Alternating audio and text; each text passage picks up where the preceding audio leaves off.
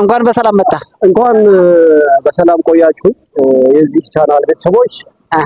ዛሬ በአዲስ ነገር ተከስቻለሁ። ይህ አዲስ ነገር እንግዲህ እኔ በራሴ አመለካከት ሰው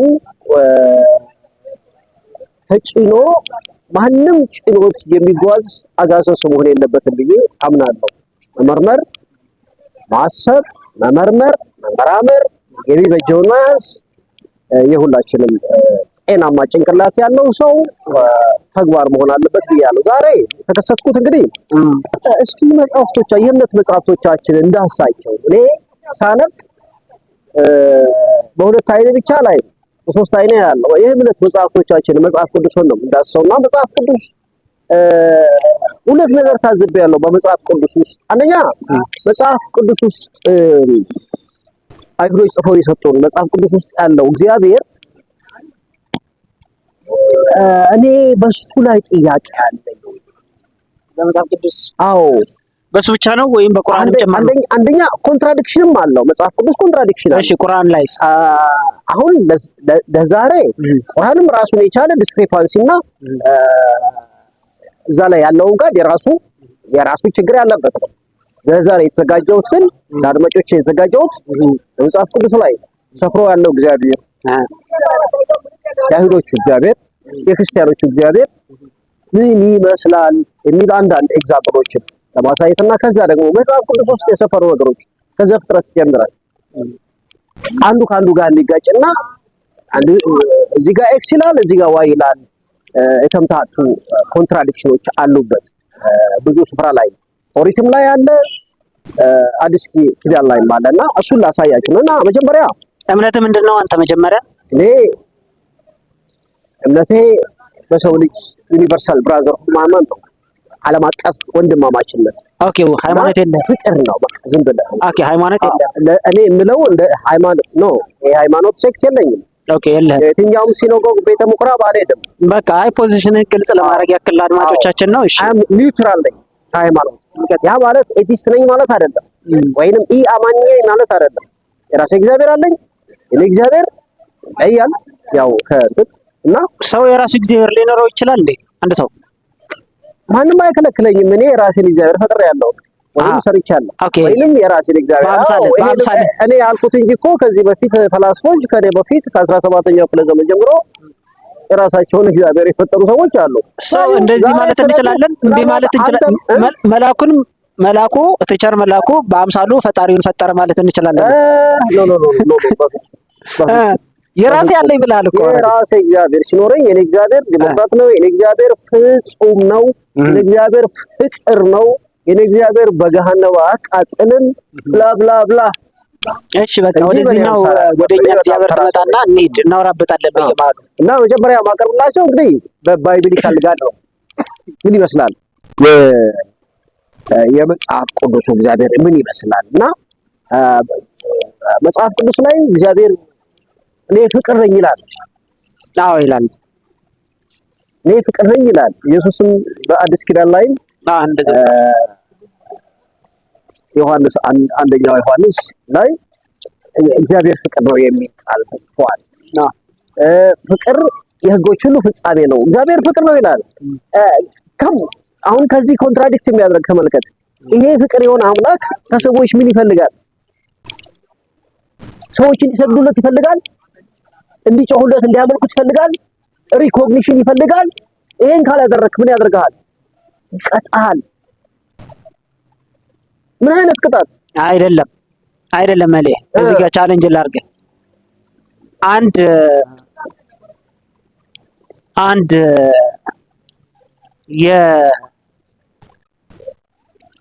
የአህያ ውርንጭላ የአህያ ልጅ የውሻ ጡት ሊጠባ ይገባዋል ትላለህ? በህይወት የሚያኖር እኮ ለምን አይጠባም? ጡቱ ኑትሪሽስ ከሆነና ወተቱ በህይወት የሚያቆየው ከሆነ ከሚሞት ይሻለዋል። ከሚሞት እኮ ልክ ነህ እኮ ከሚሞት ማለት እንደዛ ነው። ግን የእናቱ ግን እኮ አለ ያያይቱ እኮ የእናቱ እያለ የእናቱ ልጅዋ እኮ እና እናቱ እያለች ሌላ ቦታ ላይ መሄድ ለምን አስፈለገ? ይሄን ያልኩ ለምን መሰለህ? እግዚአብሔር እያለ ሌላ አምላክ እንዳይፈጥሩ ነው ሰዎች ከክፋታቸው የተነዛ እኮ ሌላ ብዙ አማልክት እኮ እየፈጠሩ ነው። ይሞክሩ። አይ ሰይጣን መጫወቻ እኮ ነው እያረጋቸው ያለ እኮ። ይሞክሩ። እዚህ ጋር ለምን ይሞክራሉ? የሚያመልኩት አምላክ ችግር ያለበት ከሆነ እንከን ያለበት ከሆነ ይፈልጉ ሌላ አምላክ። አይደለም እንከን ኖሮበት ሳይሆን እነሱ ለህጉ መጽናት ስላልቻሉ ነው። ለህጉ መጽናት ስላልቻሉ ነው። ኤኒዌይስ ጥያቄ እሱ አይደለም። እግዚአብሔር የሚሉት የመጽሐፍ ቅዱስ እግዚአብሔር የሰው ልጅ ለሱ ስላልታዘዘ ቃሉን ስላላከበረ ኃጢአተኛ ጉድፍ ስለሆነ እጅግ በሚያስፈራ ዘላለማዊ እሳት መቅጣት አለበት።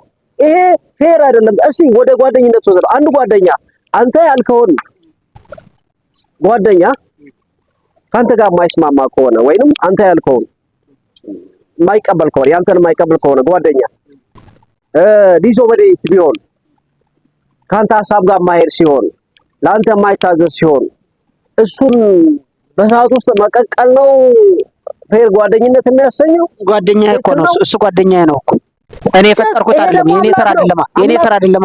የኔ ስራ ከሆነ ልክ ነህ፣ ቀጠዋለሁ፣ አበላሸዋለሁ። የኔ ስራ ከሆነ ጓደኛዬ ግን የኔ አቻ ነው። አንድ ሁለተኛ ደግሞ እኔም ጉድለት ይኖረኛል ነው። እግዚአብሔር እኮ አትሪቢቶች አሉት፣ ባህሪያቶች አሉት። ከባህሪያቶቹ ቁንጮ አንደኛው ባህሪ ፍቅር ነው። የፍቅር አምላክ ሆኖ ይህን ያህል ቁጣ በሰው ላይ የሚያዘምት ያውም እኮ ነገር የገሃነም ፍልስፍና ነገር ዘላለማዊ ነው። ኢተርናል ፐኒሽመንት ነው። ሄል ኢተርናል ነው። ዘላለማዊ ፐኒሽመንት ነው። ይሄ በግሪክ ሚቶሎጂ ያለ በግሪክ አፈታሪክ ውስጥ እነዚህስ እንኳን እንደዚህ አይቀጡም ወይ ብትንትንን አውጥተው ያጠፋዋል ወይ አንደርግራውንድ ወስደው ያስረዋል ወይም የጉልበት ስራ እንድሰራ ነው የሚደረገው። አንደርግራውንድ ሄደ ሲሲፈስን ነግሬሃለሁ የነሱን ታሪክ እንዴ በጣም ሳቤጅ ነው የመጽሐፍ ቅዱስ እግዚአብሔር እጅግ በጣም ሳቤጅ ነው። እና ከዚህ አንፃርና ሌላው ወደ አንዳንድ የመጽሐፍ ቅዱስ ሰዎች እግዚአብሔር ያዛቸው ለምሳሌ እግዚአብሔር አብርሃም እሱን እንደሚወድ ከልጁ አብልጦ እሱን እንደሚወድ ለማረጋገጥ ብሎ የሄደበትን ዲስታንስ ተመልከት። ቱ ኢንሹር አብርሃም ለኔ ይታዘዛል፣ አብርሃም በርግጥ እኔን ይወደኛል የሚለው ለማወቅ ልጅ እንግዲህ ያለው አይደለም ምንድነው? ለማወቅ አይደለም ያውቀዋል እኮ የአብርሃምን ፍቅር የት እንደሆነ ያውቀዋል። ለምን አስፈለገው? እኛና አንተ እኔና አንተ እንማርበት ዘንድ ነው። እያመጽን አይደለም መንገድ አያስተምርም። እያመጽን እኮ ነው። ያህል ዲስታንስ ለእግዚአብሔር እንደታመጡን እስኪ ልክ ነህ ጠይቆታል። እግዚአብሔር ይሄን ሳያውቀው ቀርቶ አይደለም ማለት ዓላማው ምንድነው? ያ ታሪክ ስቶሪ ምንድነው? እግዚአብሔር ይሄን አብርሃም እንደሚሰዋለት ሳያውቅ ቀርቶ ሳይሆን እኔ እናንተ ግን በብዙ ምክንያት በትናንሽ ሰበቦች እግዚአብሔር ላይ እናመጻለን። የምንወደውን እንኳን አብርሃም እንኳን ማለት እኛ አይደለም ለጥቂት ነገር እኛ በጥቂት ነገር አልታመንም። ኢንቴንሽኑ ምንድነው? የዛ ስቶሪ አብርሃም ለፈጣሪው ያለው መታመን ያ የሚወደው ብቸኛው ልጁ ለዛውም በ90 ምናምን አመቱ ያገኘው ብቸኛው ልጅ እንኳን ከመሰዋት ወደ ኋላ አይልም። እኔ እናንተ ስላመጽን ነው። እኔ ተቃውማለኝ። ቲቺንግ እግዚአብሔር ከዚህ የተሻለ ፍጹም ነው፣ ሁሉም የሚችል ኃይል ያለው አምላክ ነው። ከዚህ የተሻለ የሰው ልጆችን ማስተማሪያ መንገድ ይኖረዋል አለው። እስኪ በቃ ዞሮ ታሪክን ጨርስና እንተላለን። አብርሃምን የመሰለ ለሱ ታማኝ የሆነ አገልጋዩን በዚህ መልክ እንዲሳቀቅ ሳይኮሎጂካል ክራይሲስ ነው እንዴ? አዎ በጣም አሳሞታል። ልጅን ረድልኝ ብሎት ቢላ አንስቶ ልጁን ለማረድ ሲያስብ ተመልከት። የሚሰቃየው ውስጡ የሚያመነጨውን ባዮኬሚካል ሆርሞንስ አስበው። ይሄ ሳይኮሎጂካል ክራይሲስ ነው። ሁለተኛ ሄድ ተመሳሳይ ታሪክ ኢዮብ ጋር ሄድ። ኢዮብ እንዴት ነው ያደረገው? ንብረቱን ሁሉ አጥፍቶ ከሰይጣን ጋር ቁማር ገባ። እግዚአብሔር ቁማር ነው እኮ ቁማሩን ለማሸነፍ ኢዮብ ላይ የዘፈዘፈውን መዓት መከራ ተመልከተ። ንብረቱን አወደመበት፣ ቁስል በቁስል አደረገው። ሚስቱ እንድትከዳው ሸተተኝ እንድትለዋል። ለምንድን ነው እንደ ዲስታንስ መሄድ ያስፈልገው? ቀላል ሜተድ እያለ ከሰይጣን በቁማር ተወዳድረህ ይሄ አንዱን የእግዚአብሔር መጽሐፍ ቅዱስን እግዚአብሔር እንከን የሚያሳይህ ነው። እና እሺ አረንተ እዚህ ጋር ለሞገተ እዚህ ጋር በቃ ለሞገተ ችግር የለም። ይሄኛውን ታሪክ ደግሞ እንዴት መሰለ ሰዎች አሁን ሰይጣን በመጽሐፍ ቅዱስ የብዙ አመት ሰዎችን የማሳሳት ልምድ አለው። ሲያሳስት አንተን በመጉዳት ብቻ አይደለም በጥቅምም ሊደልልህ ይችላል። ለጥቅምም እንደማይሸነፍ አይደለም ለጥቅም ሰዎች ራሳቸው እስከ መጉሳት እስኪተሉ ድረስ እንኳን እየፈተናቸው በፈተና ውስጥ መታገስ እንዳለ ለማሳየት የተጠቀሰ ትምህርት ነው። አሁን ተመሳሳይ አርጊመንት ነው ማቀርብልህ። በፈተና ውስጥ እንኳን እነሱ ካልነካተው ኖ እግዚአብሔር አንድም ሰው ይሄን ያህል ማሰቃየት አለበትም ለሰው ልጅ ለማስተማር። ቅድም ስለ አብርሃም ያነሳውን ነገር እንትን ልበልና አብርሃም አንድ ልጅ ነው አይደል እንትን የተባለው። ከዛ በኋላ ምንድነው የሆነው?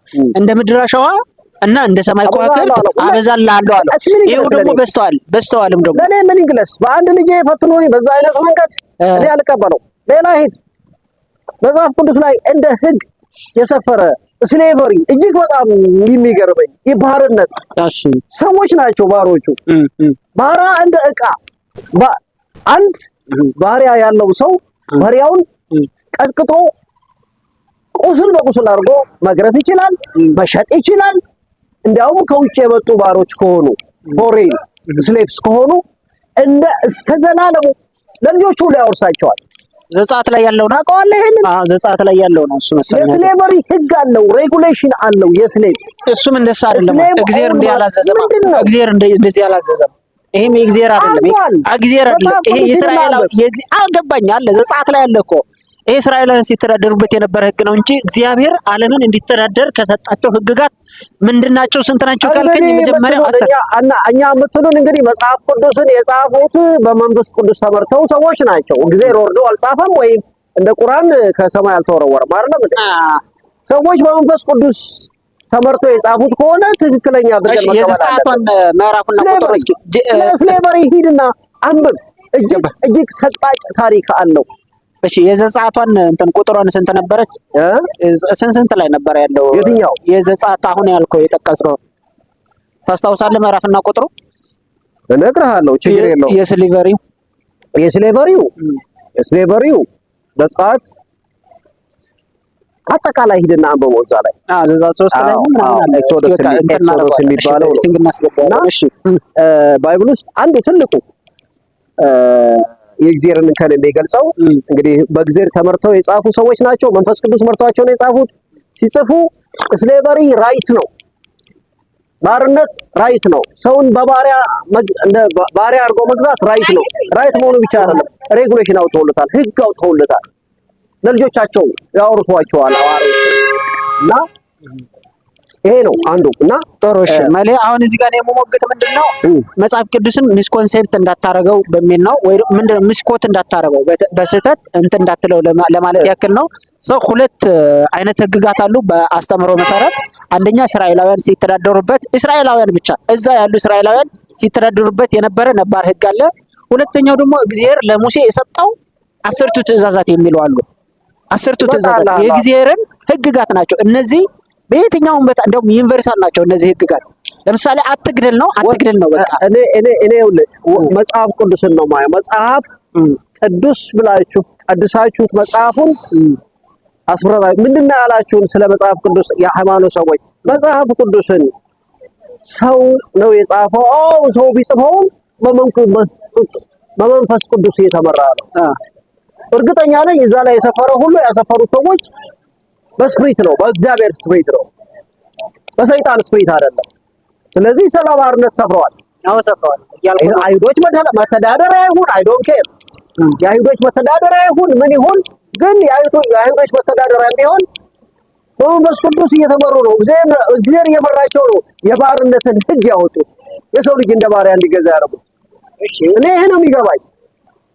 ካልሆነ መውጣት ነበረበት፣ ሌላ ዶክመንት ውስጥ መግባት ነበረ። መጽሐፍ ቅዱስ ብላችሁታል። ቅድስና የሰጣችሁት መጽሐፍ ውስጥ እጅግ ሰቅጣጭ የባርነት ህግ አውጥታችሁ ባሪያን ስታወርሱ፣ ስትቀጠቅጡ፣ ሲገሉ ነበረ እና ይሄ አይገባኝም። አንተ የምትለው እስራኤላዊ ተዳድሩበት ነበር ነው ባይብል የክርስትና ትልቅ መጽሐፍ ነው፣ መተዳደሪያ መጽሐፍ ነውና ይሄን አንድ ትልቅ እንከን ነው እና ሌላው መጽሐፍ ቅዱስ ላይ እግዚአብሔር ቀናተኛ አምላክ ነው ይላል። ጂለስ ነው ይላል። ቀናተኛ ነው ይላል። ቅናት ኔጌቲቭ ኤነርጂ ነው ላይ ቅናት ቀናተኛ ነኝ ይላል። እዛው እንግዲህ ቅድም ነግሬሃለሁ ዮሐንስ ላይ እኔ የፍቅር አምላክ ነኝ ያለ አምላክ ነው። አሁን ቀናተኛ ነኝ ያለ ቀናለሁ ይላል።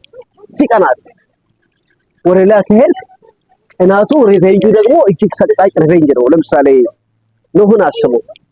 በኖህ ዘመን የነበሩ ሰዎች የጥፋቱ አስበው። ኖህ ወርከም ስራ አንተ ብቻ ነህ ጻድቅ ኖ እግዚአብሔር የሰውን ልጅ ሲፈጥረው በሱ ፍላጎት ነው፣ በእግዚአብሔር ፍላጎት ነው የፈጠረው። ይሄ ሳቬጅ ሳዲስቲክ አምላክ ካልሆነ ይሄ ህዝብ ኃጢአት ሰርቷል። በሰላማዊ መንገድ እንዴ አባትህ እኮ አጥፍተህ ሲቀጣ እኮ በአግባቡ ይቀጣሃል፣ ሊመልስህ እንዳጠፋበት በጥፋት ውሃ ያንን ሁሉ እስቲ ተመልከት። የጥፋት ውሃን አስበው።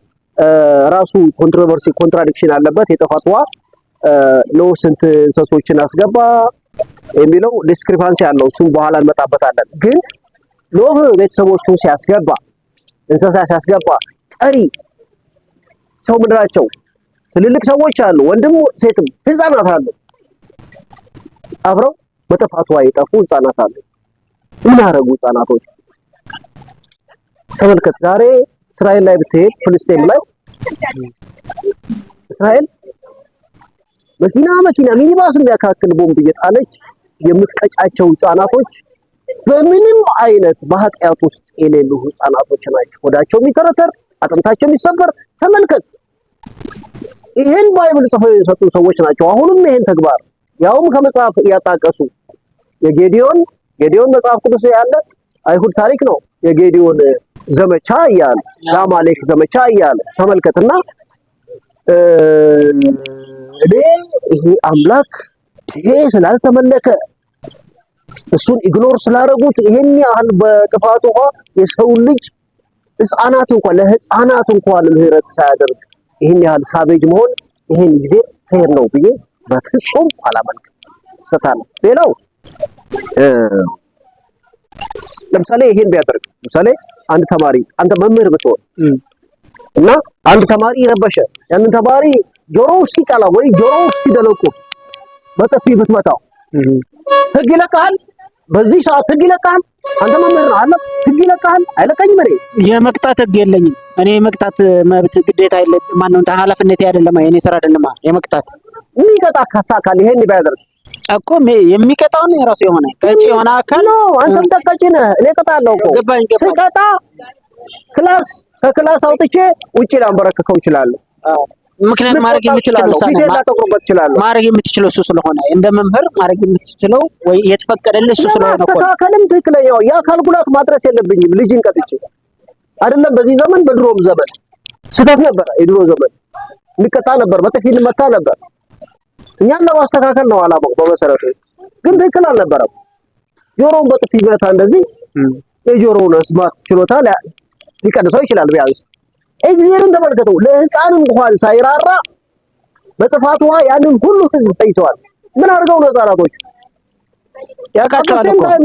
ያውቃል እኮ ምን እንደሚሆኑ እነሱ ምን እያዩ እንደሚያድጉ አድገው ደግሞ ምን እንደሚሆኑ በደንብ ጠንቅቆ ያውቃል እኮ። ይሄ ትክክለኛ ሎጂክ አይደለም።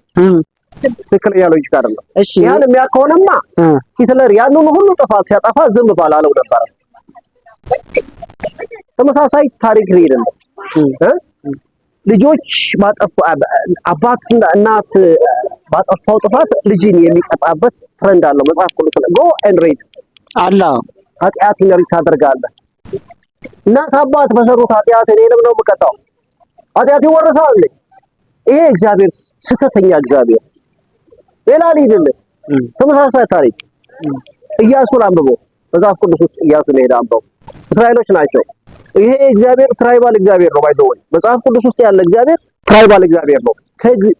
ከእስራኤል ትራይቦች ወይም ጎሳዎች የሚመርጣቸው ጎሳዎች አሉ። እነዚህን ጎሳዎች መርጦ ከነሱ ጋር ነው የሚዋደደው። የነ ዳዊት የነ ሰለሞን ጎሳ አለ። እነሱ ጋር ሆነ ይዋደደና ሂዱ ላኳችሁ ይላቸዋል። ሂዱ ኢያሪኮ ሂዱ። ኢያሪኮ ህዝብ እኔን ከርቷል፣ ጣዖት እያመለከ ነው። ሂድ ኢያሱ ይገባዋል እኮ ታዲያ ጣዖትን የሚያመልክ ጣዖት እንዲያመልክ አይደለም አይተሰጣቸው ኖ ጣዖትን ያመለኩ ቢያንስ እንደው እግዚአብሔርን ምን አጎደለባቸው? እነሱ ጣዖት የሚያመልኩት ምንም አያጎድልባቸው። አርጉመንት ይሄ እግዚአብሔር ሁሌ የሰው ልጅ እንዲሰግድለት የሚፈልግ ለሱ እንዲለፈልፉ የሚፈልግ ሁሉ ጊዜ ፕሬዝ ትልቅ ነው እንድትለው የሚፈልግ ጤነኛ እግዚአብሔር አይደለም ነው። በራሱ ወተማመን ያለው አሁን ቻሌንጅ ላርገ ጆሹዋ ላይ ኢያሱ ላይ ሄደ። እሺ ጣዖት ስላመለኩ ይቅጣቸው። ጣዖት ስላመለኩ ብለህ የምታልፈው ነገር እኮ አይደለም። ጣዖት ለማምለኩ እኮ የሚያደርጉት ነገር አለ። የሕፃናት ደም መስዋዕት ያቀርቡና ነበረው እንዴ? ለምን ያደርጉ? ለምን ነው ሕፃናት እሺ እነሱን ያደርጉ? ትልልቆቹን ይግደል። ለእንስሳ እንኳን ርህራሄ ያለበት እንስሳ እንዳይተርፍ ምን አደረጉ? እንስሶቹ እዚህ ውስጥ ምን አላቸው? ለምንድን ነው እንስሶቹን ማዳን ያልቻለው? ሕፃናቶቹን ተው እሺ የአባቶቻቸው ኃጢአት አለባቸው ብሎ ይግደላቸው አንድ ላይ። እንስሶቹ ምን አረጉ? ሎጂካል እንሆን። አሁን ያለበት 20ኛ ክፍለ ዘመን ነው። ድሮ ሳናቅ ለክርስቲያን ቤተሰብ ውስጥ ያደረኩት የክርስትና መጽሐፍ ጽፎብኛል ጭንቅላቴ ቻንክስ እኔ አሁን አስለቅቄዋለሁ። ስለዚህ እንደተጫነ የሚጓዝ አጋሰስ ብቻ ነው ከኋላ በዱላ እየመጡት። ማስለቀቅ አለብን ይሄን አስተሳሰብ። እንዴ ሸውደውናል። ከ2000 ዘመን በላይ ሸውደውናል። ሌላ ልምጣልህ። ሌላው የመጀመሪያው ግን በደንብ እናብራራው። አንተ እንዳትለው ለምሳሌ እሺ እኔ ብዙ የባይብል ሰው አይደለም፣ ግን የባይብል ሰዎች በሚገባ ሪአክት ያደርጉልሃል። ዞሮ ግን ሐሳቡን ተንሽኑ እሺ ከእግዚአብሔር ውጭ ወይ በተለይ አምልኮ ጣዖት ላይ የባዕድ አምልኮ ላይ የተሰማሩ ሰዎች ሲያደርጉት የነበረ ነገር ማለት ነው ከእግዚአብሔርም ቁጣ ከእግዚአብሔርም ክብር መነካካትም ብቻም ሳይሆን ኢቭን እንኳን እንኳን በሰላም እንዲኖሩ የማይፈቅድ ለምሳሌ ደም ይፈልግ ነበር፣ መስዋዕት የሰው ደም ይፈልግ ነበር። ጣዖታቶች ናቸው እንደዚህ የሚያደርጉ። የሴት ልጅም የሆነ ነገር የሚፈልጉ ነበር። ለመስዋዕትነት ለአምልኮነት የሚፈልጉትን የነበረ ሌላ ሰብአዊነትን የሚጻረር ነበር። እግዚአብሔር ግን እንደዛ አላለም። ቢያንስ አምልክ አመስግን ይላል። ከዛ ውጭ ደምህን ሰዋልኝ አላለም። እያንዳንዱ የአንተ ደም መስዋዕት እያደረግህ እንድታመልከው የሚያዝ አይነት አይደለም። ፈተና አለ። ከፈተና በኋላ ደግሞ ሽልማት አለ። ያውቃለሁ። እና ዞሮ ግን የመጀመሪያውን ነገር ምንድነው ይሄ ከክርስቶስ ልደት በፊት የነበሩ ቅጣቶችን ነው በዛት ሞር ፎከስ አድርገን እንትን ያረካቸው። ለምን አሁን አይቀጣንም? አሁን ቅጣት የሚባል ነገር የለም በክርስቶስ አስተምሮ። ከክርስቶስ ልደት በፊት ከክርስቶስ ልደት በኋላ አትበለኝ። እኔ ስለ ባይብል ነው ያወራው። መጽሐፍ ቅዱስ የክርስቲያኖች መመሪያ ዋና ሪፈረንስ ነው። ኦሪት አዲስ አትበለኝ። በቃ አዲስ ላይ እመጣልሃለሁ። የኮንትራዲክሽን የኢየሱስ ክርስቶስ ኮንትራዲክሽን መጽሐፍ ቅዱስ ላይ እርስ በርስ የሚጋጩ ጽሑፎች አሉ። ለምሳሌ ዘፍጥረት 1 ላይ ምን ይላል? መጀመሪያ እጽዋትን የፈጠረው እግዚአብሔር፣ ከዛ እንስሳ ፈጠረ፣ ከዛ ሰውን ፈጠረ ነው የሚለው ጂነሲስ ወይንም ዘፍጥረት 1 ላይ። ዘፍጥረት 2 ላይ ስትሄድ ተመልከት። በመንፈስ የተመሩ የጻፉ ሰዎች ናቸው እንዲህ የሚሳሳቱ። እውነቴን ነው የምልህ። ዘፍጥረት 2 ላይ ስትሄድ የሰው ልጅ ማን ነው ሰራው? ወንድ ነው የሰራው። ማን? ወንድን ሰራ፣ አዳምን ማለት ነው። ከዛ እጽዋትን ሰራ፣ ከዛ እንስሳትን ሰራና አራተኛ ላይ ነው ሴትን የሰራ። ተመልከት። ጎ ኤንድ ሪድ። ሂድና አንብብ። እንደሱ አይደለም የሚለውን ትክክለኛ አስተምረውን ልንገርህ። ፍጥረታት በቃ ሰኞ ምን እንደተፈጠሩ ማክሰኞም እንደተፈጠረ ማን ነው? እሁድ አይደለ የተጀመረው? እሁድ ነው የተጀመረው። እኔ እሱን ነው የምነግርህ። በቀን አይደለም መጀመሪያ የመጨረሻውን ፍጥረት ሁሉም ከፈጠረ በኋላ ነው ሰውን የፈጠረው ነው እና አንብብና ተከራከረኝ። ሂድና ዘፍጥረት 1 ላይ ሄደ እግዚአብሔር መጀመሪያ እጽዋቶችን እንደሰራ። ዘፍጥረት ስንት ላይ ነው? ዘፍጥረት 1 ምዕራፍ 1 ላይ ሄድና ነው። ዘፍጥረት 1 ላይ መጀመሪያ እግዚአብሔር ሰማይና ምድር ፈጠረ ነው። ከመጀመሪያው ላይ ነው እሱ። አሁን ህይወት ያለ እኔ ስለ ባዮቲክ ኮምፖነንቱ ነው ማወራለህ። ማለት ህይወት ስላለው አቃ መጀመሪያ እጽዋትን ፈጠረ ነው የሚለው እሱ። የሰማይ ምናምን እሱ እንዳለ ሆኖ ማለት ነው።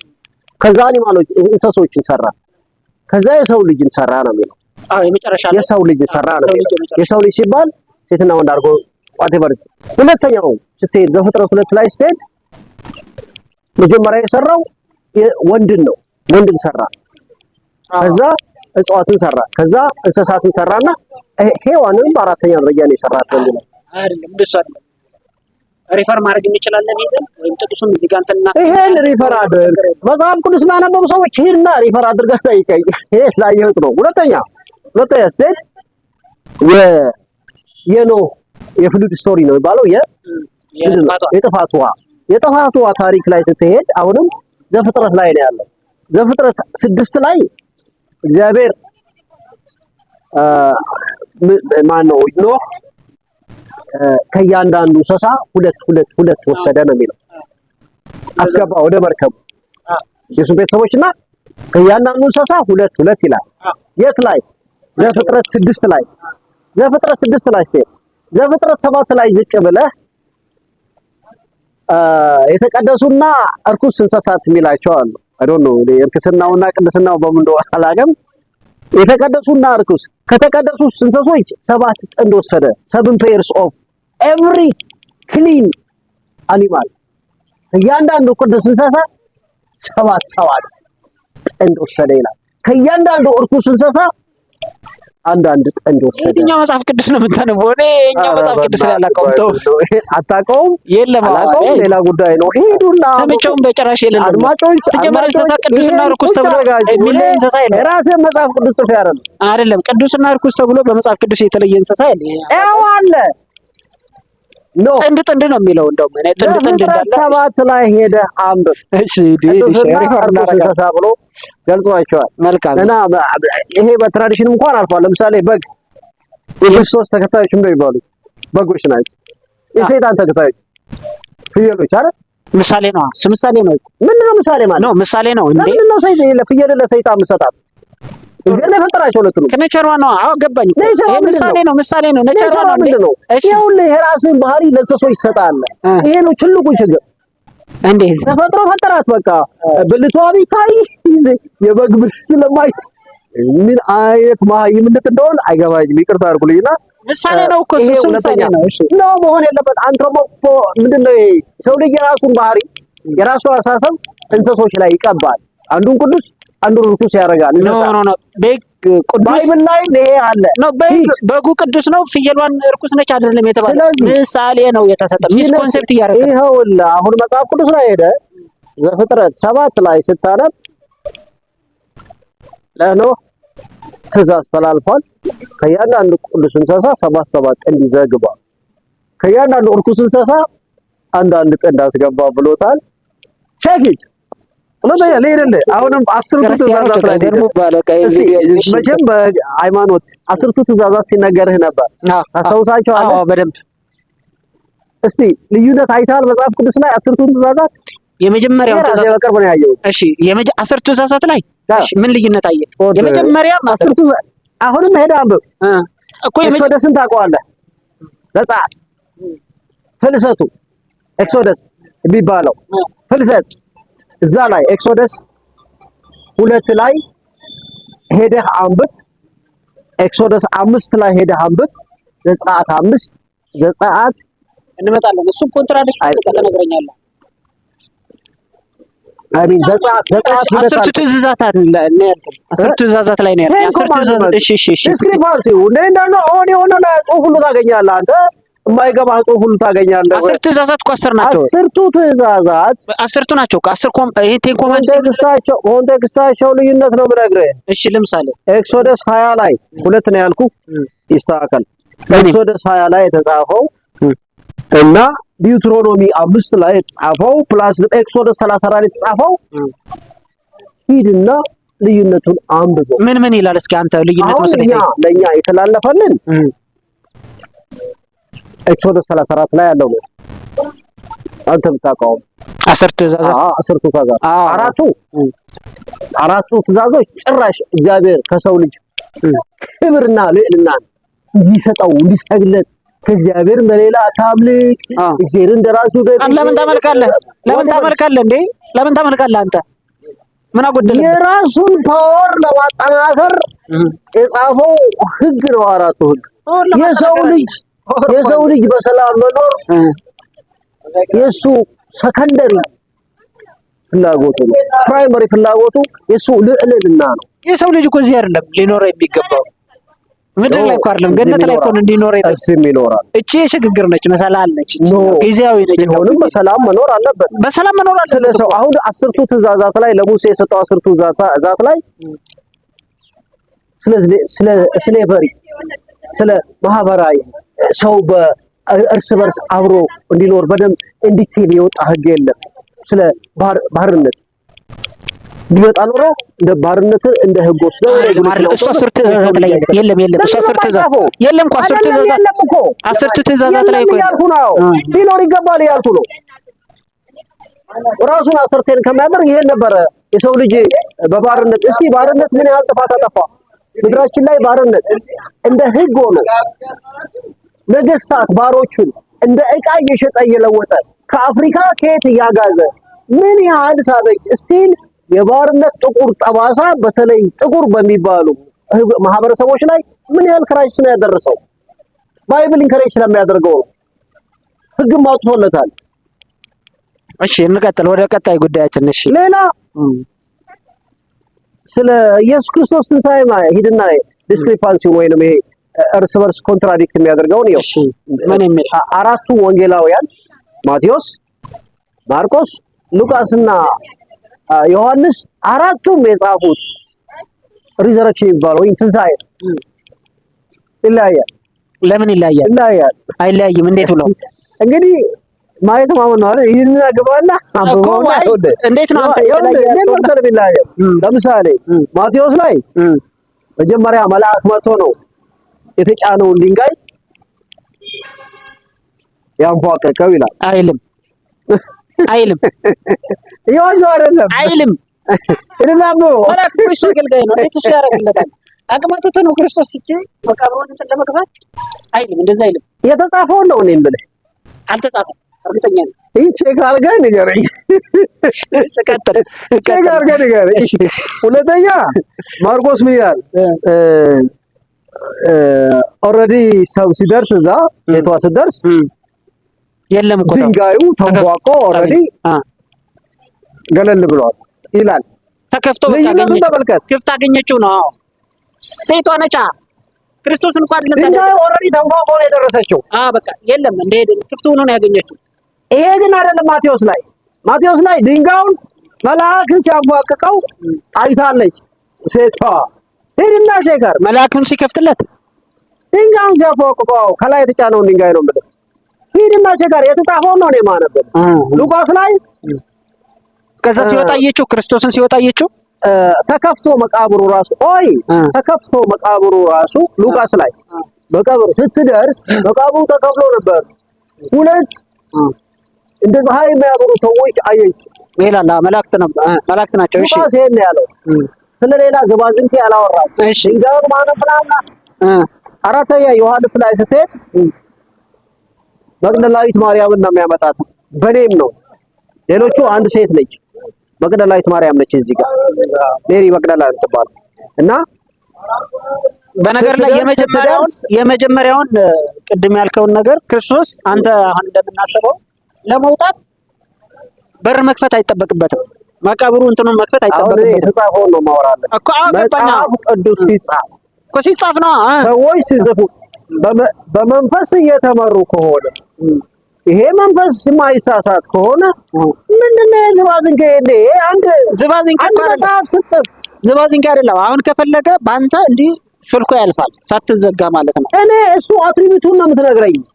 አዎ እግዚአብሔር ፍጹም ነው። ከዚህ ግን ኮንትራዲክት የሚያደርግ ባህሪ ያለው ምንም ኮንትራክት አያደርግም እኮ አንኳኳ ምንም እንትን ሳይል በሩ ሳይከፍትለት ገብቶ የለ እንዴ? በተዘጋ በር ገብቷል እኮ አይደል እንዴ? ተብሏል።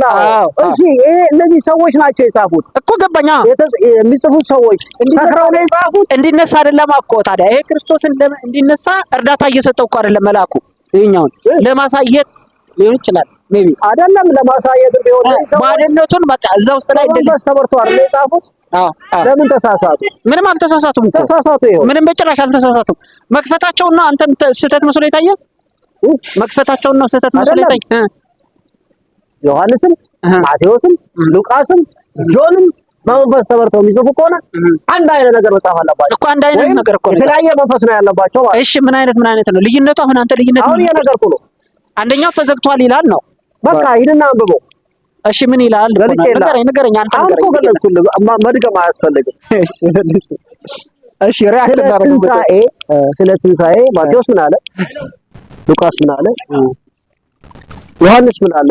እና ማርቆስ ምን አለ? ሂድና ስለ ትንሣኤ እኮ አንተ ልዩነት አለው ምን አለኝ? አንድ እንደሆነ ነው። በጣም ግልጽ ልዩነት አለው። ጥሩ እሺ በቃ ቀጥል። ወደ ሁለተኛ። ሌላው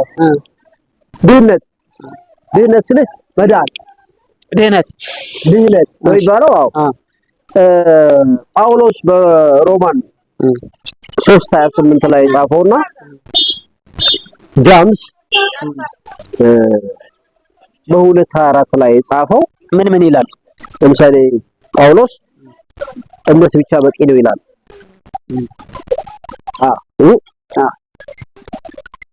እምነት ብቻ በቂ ነው ይላል ለመዳን። እምነት ፌዝ ብቻ ነው። ፌዝ እምነት ትድናለህ። እምነት በስራ ካልተገረጎመ ትርጉም አልባ ነው ይላል። ክርስቲያናዊ ስነ ምግባር እንለዋለን። ልክ ነህ እኮ ክርስቲያናዊ ስነ ምግባር እንለዋለን። እና ይሄ ልዩነት አይደለም? ለምን? አብረው ስለሚሄዱ እንዴ። ለምሳሌ መዳን ብቻ በቂ ነው ይላል ጳውሎስ ሲሰብክ። ፌዝህም አይሚን እምነት ብቻ በቂ ነው፣ እምነት ያድናል ይላል። ለምን እንደሆነ እኔ አምናለሁ፣ ግን ስንት ወንጀል እሰራለሁ ድናለሁ ማለት ነው በጳውሎስ። በጭራሽ እንደሱ አይደለም። ወረድ ብለህ ሌላውን ራርት ደግሞ አንብባ እንዴ። ሌላው ደግሞ ጃምስ ምን ይላል? እዛው ራሱ ሌላ ብቻ አይደለም አክሽን ነው ወይንም ተግባርህ ነው የሚያደርገው። አሁን እምነትም አክሽንም የሚፈቀድላቸው እኮ በሱ ለሚያምኑ ናቸው። አሁን አንተ እሱን ሳታምን የፈለከው ደግ ብትሆን በቃ የሱ መንግስት ተካፋይ አትሆንም ነው። ልገባህ? እኔ በሱ አምናለሁ። እኔ ክርስቲያን ነኝ ልበል። እኔ ክርስቲያን ሆኜ